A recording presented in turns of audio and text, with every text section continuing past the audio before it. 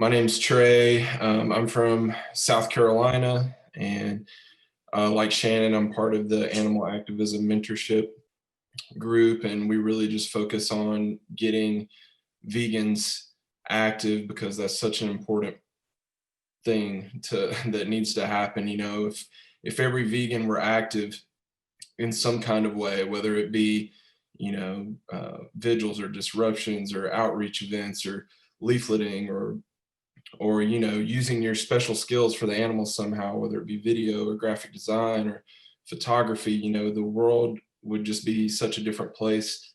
And I'm so happy for all the activists here, or thankful for all the activists here, and really appreciate what you all do.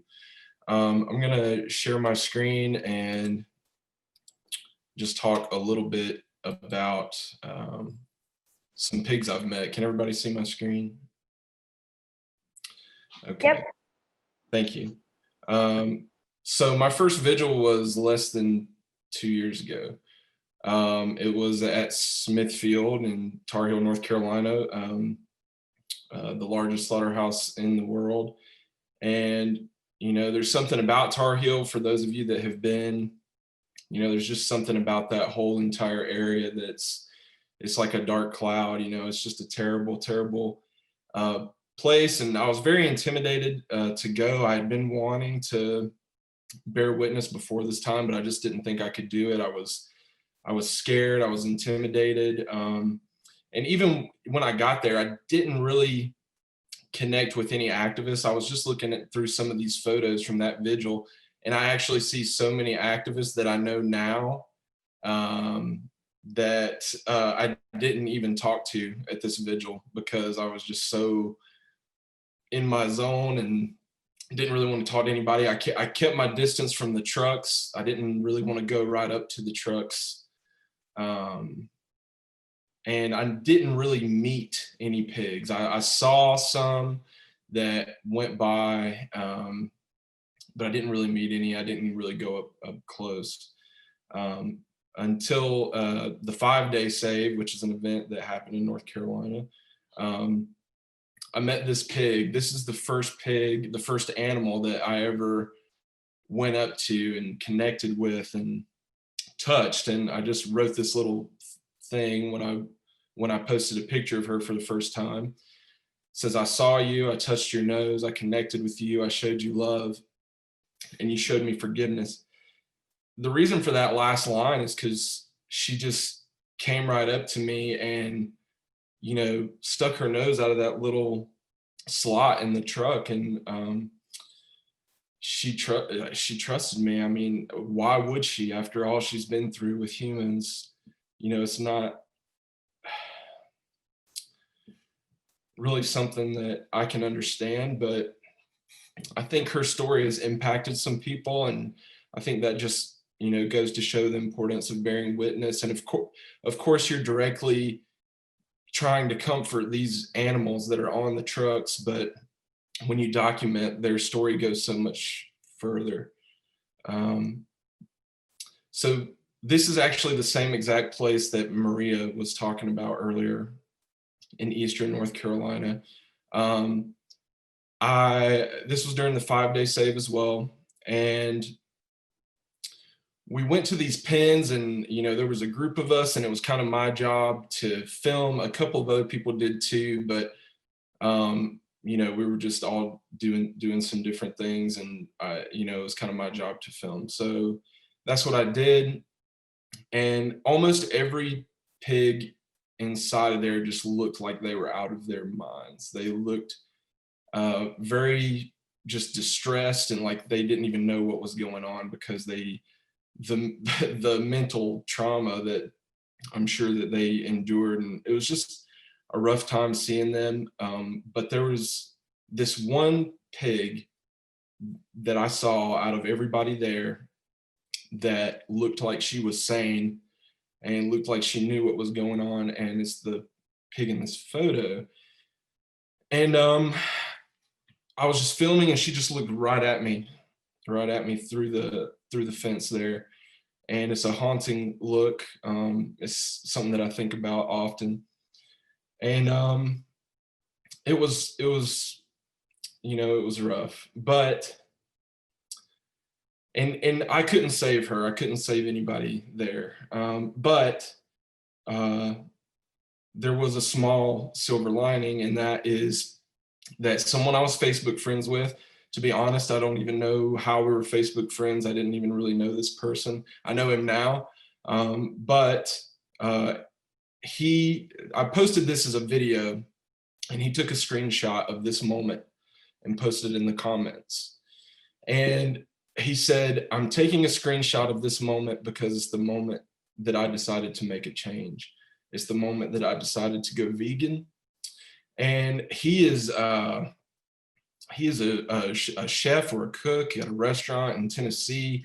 And, he'd been working there, and it's mostly non-vegan, but he's been working to implement vegan options in that restaurant. And he's just been talking about veganism and doing activism in his way. And it's because of this pig. It's because he saw this pig and made that connection. Um, so I think that just goes to show again how bearing witness is so important, and how it can change someone. And even though we can't save those animals that are right there in front of us, and it's so hard to let go, we're sparing animals in the future, and making a difference in people's lives at times. So it's an important thing to do. So this is a pig that was at a property in my state of South Carolina, not too far from where I live. It was brought to my attention by a dog cat rescuer. And yeah, the picture on the left is what I saw when I arrived. That is a vaginal prolapse. It's kind of hard to look at. This was her condition. It was a lady who claimed to be a farmer, but when we arrived at the property, it looked more like a hoarder. There were so many different species of animals just in cages. There were feral cats crawling through the walls of her home, under cars, everywhere. There were dogs in cages. There were ducks in cages trying to swim in their water bowls because they didn't have anywhere else to go. Just all different kinds of animals, chickens and rabbits and everything else. But the person, she wanted to do something for this pig. I don't know if she just like couldn't afford it, or didn't know how or what, but she wanted to do something for this pig. So she handed her over to me, and I had never done a rescue before. I had no clue what I was doing. I showed up in my my Toyota RAV4 to try to get this pig, and this pig will not fit in a Toyota RAV4. But we went and got her the next day. Some wonderful activists came to my rescue to rescue her. And now she is living a beautiful life at Changing Hearts Farm in North Carolina. This is her. I can't remember if this is her the day she got there or the day after her surgery to fix her prolapse. But immediately, you can see a difference. She's just doing so much better. And this is her now. She's not skin and bones anymore. She looks wonderful, and it's because of Changing Hearts Farm and the wonderful people who came out to rescue her, the people that cared. I'm so thankful for those people, and I'm so thankful to be able to visit her, and because we don't always get a ton of wins. Me and Roxanne were talking about that earlier. We don't always get a ton of wins in this movement, and it's just so nice to have them and appreciate them when you can get them. And my friend Rich, I've edited some videos for him, and one thing that he says that sticks with me is, if you save one animal's life, you save the whole world, because you saved the whole world for that animal. And I'm thankful for Sunshine here, that her world was saved, and she's able to live out her life in comfort.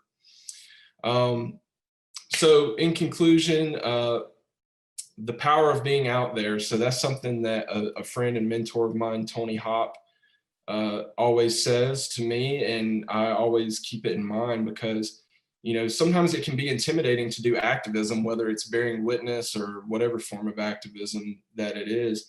It can be intimidating. It can be draining. Sometimes you can be getting ready to go, and you're like, "Why am I even doing this?" But when you put yourself out there, that allows things to happen, right? I was out there filming at those pens and I didn't want to be there. But because I was there, a pig was able to be seen, and that changed someone.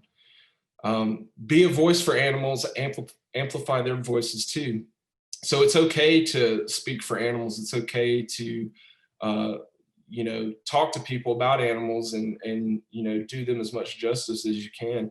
But let's amplify the voices of the animals as well.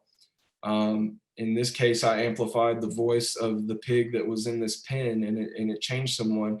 And now Sunshine is at this sanctuary, and her voice is able to be amplified. The joy that she feels when she sleeps, when she dreams.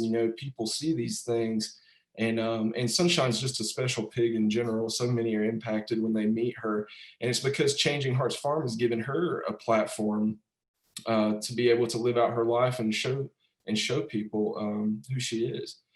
And that's what I mean by let them shine. And I put let them shine because of Sunshine. If we give animals the opportunity to flourish, it not only does it make a difference for them, but they can be their own best advocates. They can advocate themselves for other animals if they have a platform. So that's just some pigs that I've met, some pigs that have had an impact on me and what they've taught me. So I appreciate everybody listening. Thank you.